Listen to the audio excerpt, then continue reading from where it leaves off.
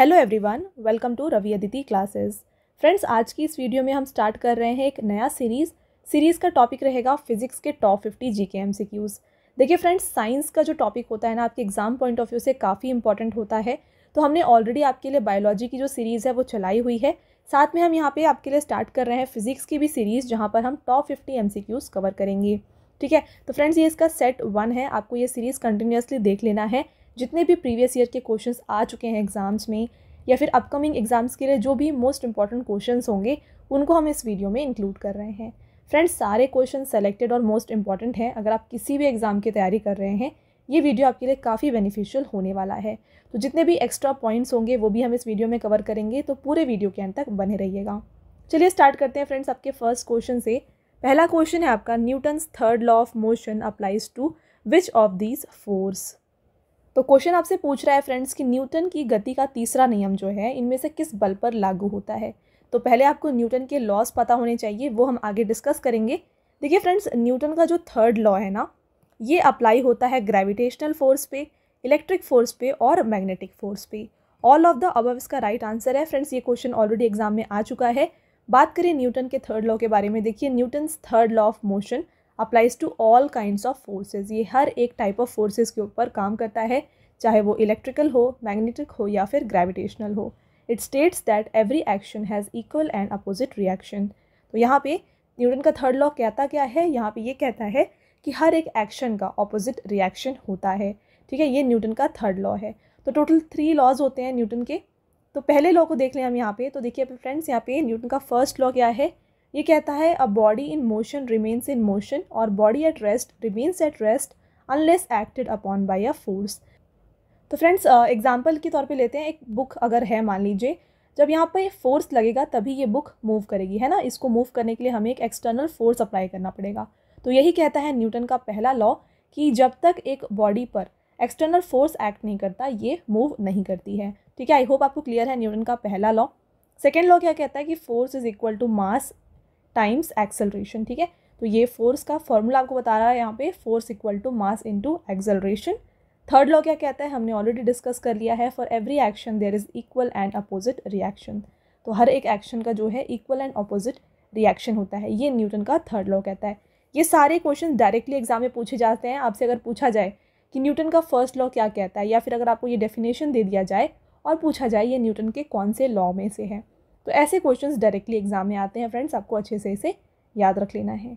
चलिए next question, due to which of the following phenomena the coloured glass appears white when crushed into fine powder.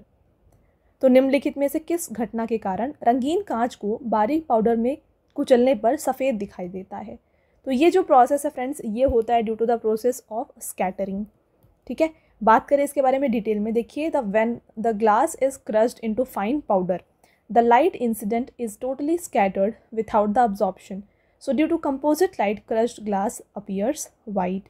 तो यहाँ पर अगर एक glass को क्रश किया जाए स्मॉल या फिर फाइन पाउडर में, तो यहाँ पे फ्रेंड्स लाइट जो है स्कैटर हो जाती है। स्कैटरिंग की वजह से जो उसका कलर होता है ना, वो वाइट दिखता है। तो ऑप्शन नंबर सी इसका फ्रेंड्स राइट आंसर हो जाएगा।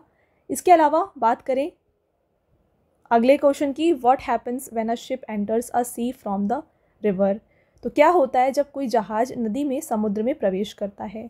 तो वो राइज होता है कि वो सेम लेवल पे रहता है, यानी कि शिप जब एंटर होता है तो क्या वो उठता है या फिर वो सेम लेवल पे रहता है या फिर वो सिंक होता है, ये आपको बताना है। तो फ्रेंड्स, यहाँ पे क्या होता है, ये जो शिप होगी जैसे ये वाटर में जाएगी ये थोड़ा सा राइज होती है। ऑप्शन नंबर ए इसका राइट आंसर हो जाएगा। क्यों होता है ये देख लीजिए, क्योंकि जो वाटर, सी वाटर है, उसकी डेंसिटी होती है कुछ पर्टिकुलर डेंसिटी, उसकी वजह से शिप एलिवेट होता है। तो यहाँ पे यही चीज़ लिखी हुई है, आप जस्ट इसको एक बार रीड करेंगे। तो ऑप्शन नंबर ए इसका राइट आंसर हो जाएगा। ये क्वेश्चन भी एग्जाम में आया हुआ है, आप इसको स्टार मार्क कर लीजिएगा। चलिए अगला question, on which of the following part principle is hydraulic lift based. तो हाइड्रोलिक लिफ्ट निम्नलिखित में से किस सिद्धांत पर आधारित है। फ्रेंड्स, हाइड्रोलिक लिफ्ट जो है ना, ये काम करता है on the basis of Pascal's law. Right answer यहाँ पर ऑप्शन नंबर ए है। पास्कल लॉ क्या कहता है इसके बारे में देख लीजिए। Pascal law states that whenever external pressure is applied on any part of fluid contain in a vessel it is transmitted undiminished and equally in all direction. तो यहाँ पर कहा जा रहा है फ्रेंड्स, कि अगर एक कंटेनर में फ्लूइड है, आप यहाँ पे एग्जांपल के तौर पे देख सकते हैं, जैसे ये एक कंटेनर है, ठीक है, तो यहाँ पे आप देख रहे हैं इस कंटेनर में यहाँ पर पूरा फ्लूइड है ना। तो यहाँ पे किसी भी पॉइंट पे अगर फोर्स अप्लाई किया जाएगा तो प्रेशर अप्लाई करने पे यहाँ पे क्या होगा, जो प्रेशर है वो इक्वली हर एक डायरेक्शन में ट्रांसमिट होगा, ये कहता है पास्कल्स लॉ। तो यहाँ पे आप देख सकते हैं जब एक कंटेनर में लिक्विड को डाला गया और यहाँ पर प्रेशर अप्लाई किया गया तो ये प्रेशर जो है हर तरीके से इक्वल डायरेक्शन में फैलेगी। तो जब ये इधर से प्रेशर फैल रही है, ये जो कार है ये लिफ्ट हो रहा है, ठीक है। तो ये होता है हाइड्रोलिक लिफ्ट और ये काम करता है on the principle of Pascal's law. I hope आपको फ्रेंड्स क्लियर है। इसके अलावा देखिए हाइड्रोलिक ब्रेक्स जो होते हैं ये भी पास्कल्स लॉ के ऊपर काम करते हैं। Next question, which of the following instrument is used to measure the relative density of liquid. तो किसी तरल के सापेक्ष घनत्व को मापने के लिए निम्नलिखित में से किस उपकरण का उपयोग किया जाता है। तो रिलेटिव डेंसिटी को मापने के लिए फ्रेंड्स हाइड्रोमीटर का यूज़ किया जाता है। ऑप्शन नंबर ए इसका राइट आंसर है। देखिए हाइड्रोमीटर ये एक ऐसा इंस्ट्रूमेंट है जो मेज़र करता है स्पेसिफिक ग्रेविटी या फिर relative density of liquid. For example the ratio of density of liquid to the density of water. तो ये आप देख सकते हैं कुछ ऐसा दिखता है हाइड्रोमीटर जो कि रिलेटिव डेंसिटी को मापता है। आगे बढ़ते हैं। What is the property of liquid due to which its free surface tries to have minimum surface area. देखिए फ्रेंड्स ये क्वेश्चंस जो होते हैं ना काफ़ी इंपॉर्टेंट है, एग्जाम में देखे गए हैं, इसलिए आपको अच्छे से इसको याद रखना है। क्वेश्चन आपसे पूछ रहा है किसी द्रव का वह गुण क्या है जिसके कारण उसकी मुक्त सतह न्यूनतम सतह क्षेत्रफल रखने का प्रयास करती है। करेक्ट आंसर इसका हो जाएगा सरफेस टेंशन। बात करें इसके बारे में, सरफेस टेंशन होता क्या है। The tendency of free surface of liquid always tries to minimize the surface area, it is known as surface tension. Next question, what do we call the process in which heat is transferred from one place to other without any intervening medium. तो यहाँ पे heat एक जगह से दूसरी जगह पर transfer हो रहा है विदाउट एनी मीडियम। इस प्रोसेस को हम क्या कहते हैं, इस प्रोसेस को कहते हैं रेडिएशन, ठीक है। और जहाँ पर मीडियम का इस्तेमाल होगा उसे हम कहते हैं क्या, आगे डिस्कस करते हैं। देखिए friends 3 type of heat transfer होते हैं, एक होता है कंडक्शन, दूसरा होता है कन्वेक्शन और थर्ड है रेडिएशन, ठीक है। इन तीनों के बारे में बात करें तो कंडक्शन में क्या होता है, हीट जो है ना मीडियम से ट्रांसफ़र होती है, ठीक है। फॉर एग्जांपल यहाँ पे आप देख सकते हैं ये एक रॉड है, अगर यहाँ पे फायर है, ठीक है, इस जो हीट है इसका आ रहा है, इस हीट को ये यहाँ पे लग रहा है, ठीक है, फिर ये हीट जो है यहाँ तक ट्रांसफ़र हो रहा है, तो ये कंडक्शन है। यहाँ पे मीडियम का इस्तेमाल हो रहा है हीट को ट्रांसफ़र करने के लिए। इसका क्वाइट अपोजिट होता है रेडिएशन, यहाँ पे कोई मीडियम नहीं होता, ठीक है, यहाँ पे सिर्फ रेज जो हैं वो डायरेक्टली हीट ट्रांसफ़र करते हैं। और कन्वेक्शन क्या होता है, कन्वेक्शन में क्या होता है, heat transfer by density difference and movement of hot molecule to lesser denser area. तो जो लेस डेंस एरिया होगा वहाँ पर जो हीट मॉलिक्यूल्स हैं वो ट्रांसफ़र होते हैं, इसे हम कन्वेक्शन कहते हैं। अगला question, light year is a unit of. Light year इनमें से किस चीज़ को मापने के लिए इस्तेमाल की जाती है। तो फ्रेंड्स डिस्टेंस को मापने के लिए लाइट ईयर को इस्तेमाल किया जाता है। देखिए डिस्टेंस को तो हम किलोमीटर में इस तरीके से मेज़र करते हैं, तो लाइट ईयर क्या है, लाइट ईयर ऐसे डिस्टेंसेस को मेज़र करता है जो काफ़ी दूर है, जैसे कि एस्ट्रोनॉमिकल यूनिट। जैसे कि देख लीजिए आप यहाँ पे, a light year is a unit of distance, it is distance that light can travel in 1 year. For example अगर आपको सन और मून के बीच का जो डिस्टेंस है इसको कैलकुलेट करना है तो आप इसको लाइट ईयर से कैलकुलेट करेंगे, राइट। तो डिस्टेंस को मापने के लिए लाइट ईयर यूज़ किया जाता है।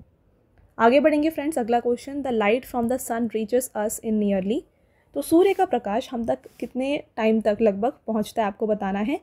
यहाँ पे इसका राइट आंसर हो जाएगा 8 मिनट, ठीक है। एक्यूरेटली अगर पूछा जाए तो 8 मिनट 20 सेकेंड में जो है सन की रेज़ यहाँ पे पहुँचती हैं। तो ऑप्शन नंबर यहाँ पे जो भी नियर है वो आपको टिक करना है, ए इसका राइट आंसर हो जाएगा कि 8 मिनट्स इसमें से सबसे क्लोज है।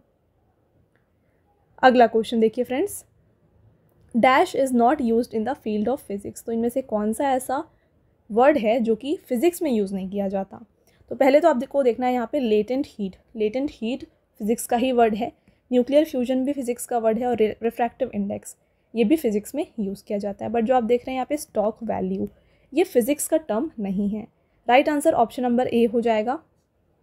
तो बात करें यहाँ पे इन तीनों के बारे में जो फिजिक्स के टर्म्स हैं। लेटेंट हीट क्या होता है, latent heat is energy transferred in a process without change of bodies temperature. तो बॉडी के टेम्परेचर के चेंज हुए बिना एनर्जी का ट्रांसफ़र, इसे हम लेटेंट हीट कहते हैं। न्यूक्लियर फ्यूजन क्या होता है? Process by which two light atomic nuclei combine to form a single heavier one while releasing massive amount of energy. तो जब दो मॉलिक्यूल मिलकर यहाँ पे एक नया मॉलिक्यूल फॉर्म करते हैं, इसे हम न्यूक्लियर फ्यूजन करते हैं और ये जो है काफ़ी लार्ज अमाउंट ऑफ एनर्जी को रिलीज़ करता है। इसके बारे में हम आगे और भी डिस्कस करेंगे, तो पूरे वीडियो के एंड तक बने रहिएगा। अब बात करें रिफ्रैक्टिव इंडेक्स क्या है, तो it is measure of bending of light ray when passing from one medium to another. तो जब लाइट ट्रांसफ़र हो रही है एक मीडियम से दूसरे मीडियम में, तो ये थोड़ा बेंड होती है, इस प्रोसेस को हम रिफ्रैक्टिव इंडेक्स कहते हैं। तो आई होप आपको सारे टर्म्स क्लियर हैं। आगे बढ़ेंगे फ्रेंड्स। आपका next question, the working principle of washing machine is. तो वॉशिंग मशीन इनमें से किस के प्रिंसिपल में काम करता है? तो ये वर्क करता है on the principle of centrifugation. तो यहाँ पे सेंट्रीफ्यूगेशन के यूज़ से जो है वॉशिंग मशीन काम करता है। Next, the speed of light will be minimum while passing through. तो स्पीड का जो लाइट का जो स्पीड है वो सबसे कम इनमें से किस में होता है? वाटर में होता है, एयर में होता है, वैक्यूम में होता है या ग्लास में होता है? आपको बताना है। तो फ्रेंड्स सबसे कम लाइट की स्पीड जो है ना ये ग्लास में होती है। Right answer option number D हो जाएगा। यहाँ पे आपको सारे जो स्पीड ऑफ लाइट है देखने को मिल जाएंगे। एयर का जो यहाँ पे स्पीड ऑफ लाइट है ये 3 × 10⁸ मीटर पर सेकेंड होता है। ग्लास में आप देख रहे हैं 2 × 10⁸ है और वाटर में कितना है 2.25 × 10⁸। तो सबसे कम यहाँ पे किस में है? ये ग्लास में है। तो ऑप्शन नंबर यहाँ पे जो डी है ये करेक्ट हो जाएगा। देखिए अगला question, select the scalar quantity. तो इनमें से स्केलर क्वांटिटी कौन सी है? प्रेशर एक स्केलर क्वांटिटी है। बात करें स्केलर क्वांटिटी होता क्या है, देखिए दो टाइप ऑफ यहाँ पे क्वांटिटीज़ होते हैं फ्रेंड्स, स्केलर और वेक्टर। तो स्केलर में सिर्फ मैग्नीट्यूड होता है और वेक्टर में जो है मैग्नीट्यूड और डायरेक्शन दोनों होता है। अब बात करें स्केलर के एग्जाम्पल्स क्या क्या हैं, स्पीड है, मास है, वॉल्यूम और टाइम है। तो इनका सिर्फ मैग्नीट्यूड होगा, इसका कोई डायरेक्शन नहीं होगा। वहीं बात की जाए वेक्टर क्वांटिटीज़ की तो वेलोसिटी, वेट, फ्रिक्शन, इनके जो है डायरेक्शन भी होते हैं। तो ये डिफरेंस होता है स्केलर और वेक्टर में। तो यहाँ भी आप जो ऑप्शंस देख रहे हैं फोर्स, वेलोसिटी और एक्सेलरेशन, ये सारे वेक्टर क्वांटिटीज़ हैं। प्रेशर जो है ये एक स्केलर क्वांटिटी है। और प्रेशर होता क्या है इसके बारे में देखिए, pressure is defined as force per unit area. ठीक है, it is scalar quantity because it has only magnitude and it is independent on the size of area chosen. तो ये एक स्केलर क्वांटिटी है, आप इसे ध्यान रखें। आगे बढ़ेंगे। अगला क्वेश्चन देखिए, metals are good conductor of electricity because. तो मेटल जो है गुड कंडक्टर ऑफ इलेक्ट्रिसिटी होते हैं। क्यों होते हैं आपको बताना है, क्योंकि इसका जो इलेक्ट्रॉन्स है ये फ्री इलेक्ट्रॉन्स होते हैं, इनके पास फ्री इलेक्ट्रॉन्स होते हैं। अब बात करें कंडक्टर्स के बारे में, इंसुलेटर्स के बारे में, तो कुछ एग्जांपल्स देख लीजिए फ्रेंड्स। इलेक्ट्रिकल कंडक्टर्स में आते हैं सिल्वर, कॉपर और सी वाटर। वहीं बात की जाए इंसुलेटर तो वुड, रबर और ऑयल जो है इंसुलेटर्स हैं। थर्मल कंडक्टर क्या है? जो हीट को ट्रांसफ़र करते हैं, गोल्ड, स्टील, डायमंड, ये थर्मल कंडक्टर्स हैं। Next, sound travels at the fastest speed इन। तो साउंड की स्पीड सबसे ज़्यादा फास्ट कहाँ पर होती है? ये होती है स्टील में। Right answer option number B हो जाएगा। इंपॉर्टेंट पॉइंट देख लीजिए, sound travels with fastest speed in solid medium. तो सॉलिड मीडियम में सबसे फास्ट ये मूव करती है। यहाँ पे जो आप देख रहे हैं ऑप्शंस, यहाँ पे सॉलिड मीडियम स्टील है। Sound travels at a slower speed in liquid as compare to solid. तो यहाँ पे स्पीड सॉलिड में ज़्यादा होती है एज कम्पेयर टू लिक्विड।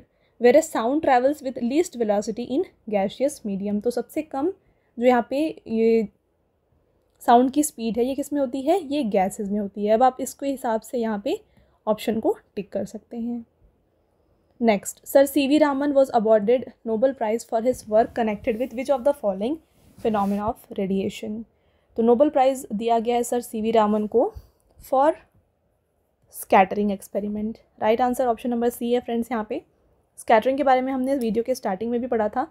बात करें CV रामन के बारे में, देखिए CV Raman was awarded Nobel prize in physics 1930। ठीक है, तो 1930 में, ईयर याद रखिए एग्जाम में पूछा जा सकता है।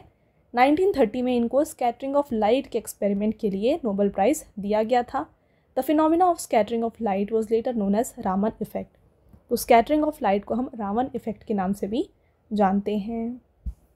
नेक्स्ट क्वेश्चन रहेगा, the optical fibre works on the. तो यहाँ पे ऑप्टिकल फाइबर्स जो होते हैं आप देख रहे हैं ये होते हैं ऑप्टिकल फाइबर्स। इनमें से किस प्रिंसिपल पे वर्क करते हैं? ये वर्क करते हैं on the principle of total internal reflection. अब टोटल इंटरनल रिफ्लेक्शन है क्या? देखिए Optical fibers work on the principle of internal reflection, that the ray get internally reflected when it passes from denser medium to rarer medium. तो यहाँ पर जब जो raise जो हैं डेंसर से रेयरर मीडियम में आती हैं तो ये ऑटोमेटिकली इंटरनली रिफ्लेक्ट हो जाती हैं। ये होता है टोटल इंटरनल रिफ्लेक्शन और इस पे ही वर्क करता है ऑप्टिकल फाइबर। नेक्स्ट रहेगा light emitting diodes is used in fancy electronic devices such as toys emit which type of light. तो एलईडी बल्ब्स जो होती हैं फ्रेंड्स वो कौन सी टाइप ऑफ लाइट को एमिट करती हैं, तो इसका करेक्ट आंसर हो जाएगा विजिबल लाइट। ठीक है, अगला क्वेश्चन देख लीजिए, which of the following controls the amount of light entering the eye. तो इनमें से कौन आँख में प्रवेश करने वाले प्रकाश की मात्रा को नियंत्रित करता है, कौन सा पार्ट है हमारे आई का जो कितना अमाउंट एंटर करेगा हमारे आइज़ के अंदर, ये डिसाइड करता है। तो ये है friends iris. Next question, which gas gives an orange glow when electricity is passed through it and is used in fluorescent lighting.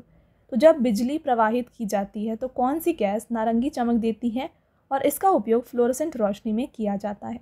तो ऑरेंज ग्लो इनमें से देता है फ्रेंड्स नियॉन।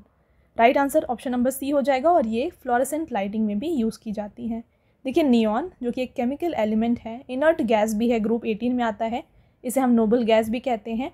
इसको जो है इलेक्ट्रिकल साइंस और फ्लोरेसेंट लैम्प्स में यूज़ किया जाता है। आगे बढ़ेंगे फ्रेंड्स, आगे जाने से पहले आपको मैं बताना चाहती हूँ हमारे पेड PDF के वेबसाइट के बारे में। ये है www.ravibookspdf.com। यहाँ पर आपको रवि सर की GK और करंट अफेयर्स की जो PDFs है ना, हिंदी और इंग्लिश मीडियम दोनों में मिल जाएंगी। और फ्रेंड्स यहाँ पे हाल ही में आपके लिए जो है करंट अफेयर्स जो मार्च का है current affairs, monthly current affairs, ये लॉन्च कर दिया गया है। काफ़ी इंपॉर्टेंट क्वेश्चंस यहाँ पे आप देख सकते हैं कौन कौन से यहाँ पे टॉपिक कवर किए गए हैं। 550 plus 1 liner plus MCQ questions यहाँ पे कवर किए गए हैं। काफ़ी बेनिफिशियल होगा आपके अपकमिंग एग्ज़ाम के लिए। तो अगर आप इसको बाय करना चाहते हैं आपको इस वेबसाइट में जो है ये PDF मिल जाएगा। साथ में यहाँ पे आपके लिए जो जनवरी और फरवरी का करंट अफेयर्स का PDF है ये भी अवेलेबल किया गया है। इस वेबसाइट में आपको ये सब कुछ मिल जाएगा। तो अगर आपको इसको बाय करना है आप इस वेबसाइट में जाके इसको बाय कर सकते हैं। चलिए टॉपिक के ऊपर वापस आएंगे। नेक्स्ट है the lens of I is behind the. तो जो हमारा लेंस है आई का वो किसके पीछे होता है, ये होता है behind प्यूपिल। Right answer option number A हो जाएगा। देखिए इसके बारे में, लेंस जो कि होता है ट्रांसपेरेंट फ्लेक्सिबल टिश्यू का बना हुआ, किसके पीछे होता है, ये आइरिस और प्यूपिल के पीछे होता है। अगर ऑप्शन में आइरिस हो तो आप उसको भी टिक कर सकते हैं। Next point, it is second part of eye after the cornea. The lens bend light coming from eye into eye to help focus it on retina. तो ये जो लेंस होता है ये क्या करता है, लाइट को बेंड करता है ताकि ये जाके फोकस करे रेटिना में और इमेज फॉर्म हो। अगला question, which one of the following process is responsible for glittering of air bubble rising through water. तो आप देखते होंगे फ्रेंड्स जो एयर बबल होता है जब पानी से वो निकलता है उसमें थोड़ी चमक आती है ना। वो चमक किस वजह से आती है, इनमें से वो आती है due to total internal reflection. अभी हमने बात की थी टोटल इंटरनल रिफ्लेक्शन के बारे में ऑप्टिकल फाइबर में। तो यहाँ पे सेम प्रोसेस होता है। तो देखिए यहाँ पे लाइट जो है जब वन मीडियम से दूसरे मीडियम में जा रही है ये इंटरनली रिफ्लेक्ट हो जाती है। तो यही प्रोसेस होता है टोटल इंटरनल रिफ्लेक्शन का। Next, which material is use to manufacture electric heater coil. तो जो इलेक्ट्रिक हीटर के कॉइल्स होते हैं इसको बनाने के लिए इनमें से कौन सा मटेरियल यूज़ किया जाता है, तो नाइक्रोम को यहाँ पे इस्तेमाल किया जाता है। इसके अलावा देखिए जो नाइक्रोम है ये अलॉय है, किसका बना होता है, ये निकल, क्रोमियम और आयरन का। डायरेक्टली एग्जाम में पूछा जाता है कि नाइक्रोम इनमें से किसका बना हुआ है, तो निकल, क्रोमियम और आयरन इसका राइट आंसर है। Next, what is the direction of magnetic field lines in magnet. तो जो मैग्नेट में मैग्नेटिक फील्ड लाइंस होती हैं आपको उसका डायरेक्शन बताना है। तो इसका जो राइट आंसर है फ्रेंड्स ये हो जाएगा south pole to north pole. बात करें इसके बारे में डिटेल में, देखिए जो मैग्नेटिक फील्ड लाइंस हैं आउटसाइड द बार मैग्नेट ये नॉर्थ से साउथ होते हैं, ठीक है। और वही बात करें इनसाइड द मैग्नेट ये क्या होते हैं, इनसाइड द मैग्नेट जो है ये साउथ टू नॉर्थ होते हैं। अगला रहेगा, energy is continuously created in sun due to. Friends very important question, जो सूर्य में निरंतर ऊर्जा है इसका निर्माण किस वजह से होता है, ये हो रहा है ड्यू टू न्यूक्लियर फ्यूजन। इसके बारे में मैंने आपको बताया, हम डिटेल में डिस्कस करेंगे। देखिए इसके बारे में, the source of energy of sun is due to the conversion of hydrogen into helium. तो हाइड्रोजन जो है ये हीलियम में कन्वर्ट होता है, इसी से जो सन की एनर्जी है ये प्रोड्यूस होती है। Solar energy is created as a result of process known as nuclear fusion. तो ये न्यूक्लियर फ्यूजन से ये होता है। ठीक है, हमने डिस्कस किया 2 न्यूक्लियस मिल के जो हैं एक बड़ा न्यूक्लियस फॉर्म करते हैं और काफ़ी लार्ज अमाउंट ऑफ एनर्जी यहाँ पे रिलीज़ होती है। ये होता है न्यूक्लियर फ्यूजन और इससे ही सन में एनर्जी फॉर्म होती है। Next, which of the following is a good conductor of electricity? इनमें से गुड कंडक्टर ऑफ इलेक्ट्रिसिटी है graphite. Next, in the absence of ozone layer which रे विल एंटर इनटू एटमॉस्फेयर? देखिए वेरी इंपॉर्टेंट क्वेश्चन, यहाँ से directly आता है question, आपसे पूछा जाएगा कि ओजोन लेयर कौन से लेयर में है, हमारे कौन से एटमॉस्फेरिक लेयर में है, तो ये स्ट्रेटोस्फीयर में है। पहले आप ये पॉइंट ध्यान रखें। इसके अलावा फ्रेंड्स क्वेश्चन पूछा जा सकता है यूवी रेज से हमारे अर्थ को कौन सी लेयर प्रोटेक्ट करती है, तो इसका राइट आंसर ओजोन लेयर हो जाएगा। इसके अलावा हटके आप एक क्वेश्चन देख सकते हैं आप कि ओजोन लेयर के एब्सेंस में कौन सी रेज हमारे एटमॉस्फेयर में आ जाएंगी। तो जैसे हमने डिस्कस किया जो यूवी रेज हैं इससे प्रोटेक्ट करता है हमें ओजोन लेयर। अगर ओजोन लेयर ही नहीं होगा तो ये जो यूवी रेज होंगी ये डायरेक्टली एटमॉस्फेयर पर पहुंच जाएंगी। राइट, अगला question, an object at rest will remain at rest, an object in motion will remain in motion until and unless it is acted upon by external force. This is Newton's very important question और हमने already discuss कर लिया है। देखिए जब तक एक body पे फोर्स नहीं लगेगा वो मूव नहीं करेगा। ये कौन सा न्यूटन का लॉ है? हमने अभी डिस्कस किया था। न्यूटन का पहला लॉ कहता है फ्रेंड्स कि जब तक एक बॉडी पर फोर्स अप्लाई नहीं किया जाएगा वो मूव नहीं करेगा। तो ऑप्शन नंबर ए इसका राइट आंसर है न्यूटन्स फर्स्ट लॉ। अगला, विच of the following is a optical illusion? तो इनमें से कौन सा एक ऑप्टिकल भ्रम है? इसका राइट आंसर हो जाएगा फ्रेंड्स मिराज। ठीक है, ऑप्शन नंबर सी। मिराज है क्या? Mirage is a naturally occurring optical phenomena in which light rays bend by refraction and produce a displaced image of distant object और अ स्काई। तो यहाँ पे लाइट रेज रिफ्रैक्ट हो जाती हैं और जो दूर की चीज़ें हैं वो पास दिखने लगती है, यही होता है optical illusion. Next, which physical quantity is measured in siemens? तो सीमेंस जो है इससे किसको मापा जाता है? यहाँ पे मापा जाता है फ्रेंड्स इनमें से इलेक्ट्रिकल कंडक्टेंस को। Right answer option number A हो जाएगा। आगे बढ़ेंगे, Lambert's law is related to. Lambert's law का संबंध इनमें से किससे है? ये संबंधित है इल्यूमिनेशन से। तो ऐसे क्वेश्चंस डायरेक्टली एग्जाम में आते हैं फ्रेंड्स, अच्छे से याद रखें। आगे बढ़ेंगे, the force per unit charge is known as. Force per unit charge ये किसका फॉर्मूला है आप बताएंगे? राइट आंसर हो जाएगा फ्रेंड्स इलेक्ट्रिक फील्ड। तो यहाँ पे F इक्वल टू EQ होता है, तो E इक्वल टू जो है फोर्स पर यूनिट चार्ज, ये इलेक्ट्रिकल फील्ड का फॉर्मूला है। Next, curie is unit of. तो क्यूरी किसकी यूनिट है? इसको यूज़ किया जाता है रेडियो एक्टिविटी को मेज़र करने के लिए। Next, the dimension of which of the following is same as that of impulse. तो इनमें से इम्पल्स और किसका जो डायमेंशन है वो सेम होता है? राइट आंसर है फ्रेंड्स इसका मोमेंटम। मोमेंटम और इम्पल्स का जो डायमेंशन है वो सेम है। मोमेंटम क्या होता है? Product of mass and velocity. Product of mass and velocity, ये P equal to M V. P यहाँ पे मोमेंटम है, M into V mass into velocity इसका फॉर्मूला होता है। इम्पल्स क्या होता है? Change in momentum of a object. तो चेंज इन मोमेंटम इसे हम इम्पल्स कहते हैं और इन दोनों का जो डायमेंशन है वो सेम है। अगला, the instrument that measures and records relative humidity. तो रिलेटिव ह्यूमिडिटी ऑफ एयर को मीज़र इनमें से कौन सा करता है? ये करता है hygrometer.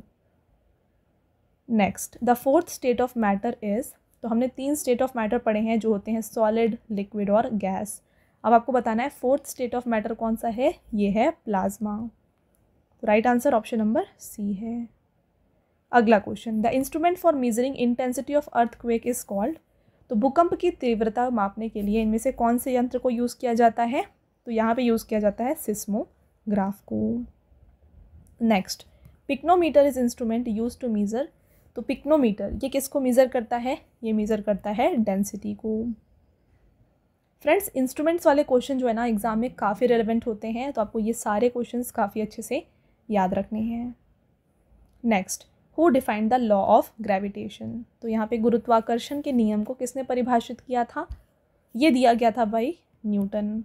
Right answer option number A हो जाएगा। इन्होंने ये फॉर्मूला दिया था लॉ ऑफ ग्रेविटेशन का। अगला, therm is a unit of. Therm ये किसको मेज़र करने के लिए यूज़ किया जाता है? तो इससे हीट को मेज़र किया जाता है। नेक्स्ट रहेगा, Newton's first law of motion gives the concept of. तो यहाँ पे न्यूटन का पहला लॉ क्या कहता है? जब तक एक ऑब्जेक्ट पे एक्सटर्नल फोर्स अप्लाई नहीं किया जाएगा वो मूव नहीं करेगा, और ये बेस्ड है on the process of inertia. ठीक है, तो right answer option number D है। अगला, स्मॉग इज़ कॉम्बिनेशन ऑफ, तो स्मॉग किसका बना होता है? ये बना होता है फ्रेंड्स इनमें से स्मोक और फॉग का, तो ये बन जाता है क्या? स्मॉग। चलिए आगे बढ़ेंगे। A kilowatt hour is a unit of, kilowatt hour ये किसकी यूनिट है? ये यूनिट होती है फ्रेंड्स इनमें से एनर्जी की। बात करें इसके बारे में, एनर्जी है क्या? देखिए, कैपेसिटी टू डू वर्क और power consumed in a given time is called energy. तो एक पर्टिकुलर टाइम में कितना वर्क की कैपेसिटी है, इसे हम एनर्जी कहते हैं। पावर क्या होता है? Power is rate of doing work और rate of which energy is spent. तो कितना रेट पे एनर्जी स्पेंड हो रही है, इसे हम पावर कहते हैं। और किलोवाट आवर जो है ना, ये यूनिट है एनर्जी की। चलिए next, the density of gas is maximum at, तो जो गैस का घनत्व होता है ये किस में मैक्सिमम होता है? ये मैक्सिमम होता है लो टेम्परेचर पे, कम टेम्परेचर पे और हाई प्रेशर पे। Next, which of the following liquid have least density, तो इनमें से कौन सा ऐसा पदार्थ है या तरल पदार्थ है जिसका घनत्व सबसे कम होता है? तो यहाँ पे लीस्ट डेंसिटी फ्रेंड्स पाई जाती है पेट्रोल में। Right answer option number C हो जाएगा। अगला, the time period of seconds pendulum is, तो सेकेंड पेंडुलम का जो टाइम पीरियड है वो कितना होता है? ये होता है फ्रेंड्स 2 सेकेंड्स।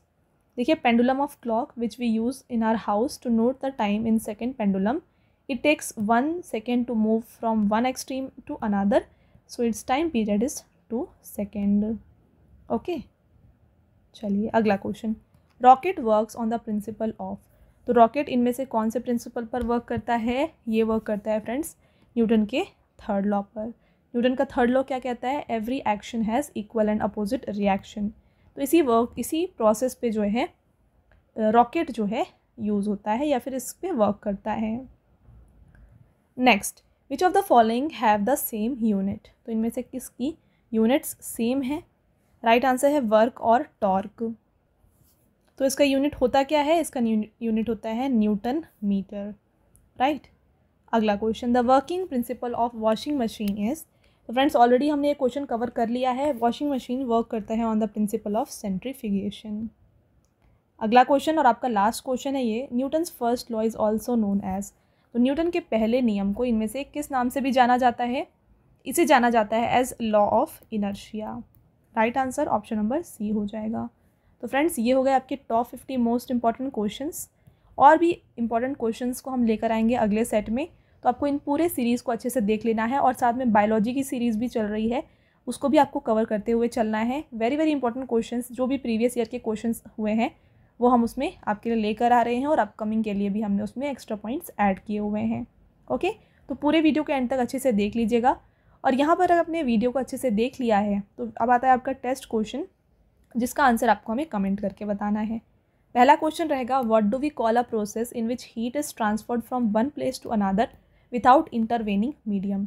तो विदाउट एनी मीडियम, किसी मीडियम के बिना जब हीट ट्रांसफ़र हो रहा है एक जगह से दूसरी जगह, उसे हम इनमें से क्या कहते हैं, या आप हमें बताएंगे।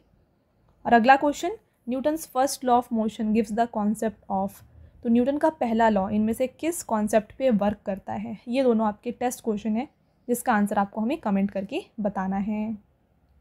साथ में फ्रेंड्स मैंने आपको बताया हमारे पेड PDF के वेबसाइट के बारे में, ये है www.ravibookspdf.com। यहाँ पर आपको रवि सर की GK और करंट अफेयर्स की जो PDFs होती हैं हिंदी एंड इंग्लिश मीडियम दोनों में मिल जाएंगी। तो आपको बस जाके इस वेबसाइट में से बाय करना है, ठीक है। और हाल ही में आपके लिए मार्च का जो करंट अफेयर्स है ये लॉन्च कर दिया गया है। 550+ वन लाइनर एंड MCQs इसमें आपके लिए इंक्लूड किए गए हैं, तो इस वेबसाइट में जाके आप उसको बाय कर सकते हैं। ऑलराइट फ्रेंड्स, तो ये था हमारा आज का लास्ट स्लाइड। आई होप आपको ये वीडियो क्लियर है, वीडियो पसंद आया होगा। वीडियो अगर आपको अच्छा लगा तो वीडियो को लाइक ज़रूर कर दीजिएगा और अपने फ्रेंड्स के साथ शेयर करिएगा। और ये वीडियो आपको कैसी लगी हमें कमेंट करके ज़रूर बताएं। मिलते हैं एक और इम्पॉर्टेंट टॉपिक के साथ अगले वीडियो में, तब तक के लिए thank you and have a nice day.